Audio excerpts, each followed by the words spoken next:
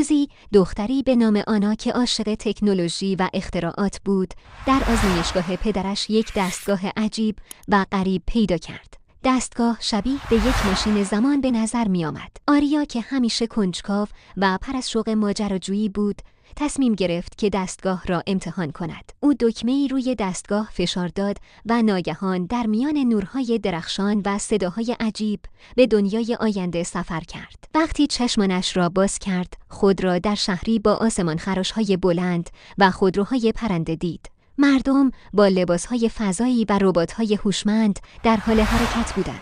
آنا با هیجان شروع به کاوش در این دنیای جدید کرد. او با رباتی به نام تکسی که میتوانست صحبت کند و او را در شهر راهنمایی کند دوست شد. تکسی به آنا گفت که در این دنیای آینده تکنولوژی پیشرفت زیادی کرده و مردم به کمک ربات‌ها زندگی راحت‌تری دارند. آنا به مکان‌های مختلفی رفت و با اختراعات جدید و هیجان انگیزی مواجه شد. او حتی فرصتی پیدا کرد تا در یک مسابقه ماشین‌های پرنده شرکت کند و با مهارت‌های خود برنده شود. یکی از بزرگترین کشفیات آنا یک پروژه تحقیقاتی بود که به انسانها امکان میداد تا به سیارات دیگر سفر کنند. او تصمیم گرفت که به محققان پروژه بپیوندد و در این ماجراجویی بزرگ شرکت کند. آنا با کمک دانش و خلاقیت خود به توسعه تکنولوژی جدیدی کمک کرد که به انسانها امکان میداد تا به سرعت به سیارات دیگر سفر کنند و منابع جدیدی کشف کنند. پس از چند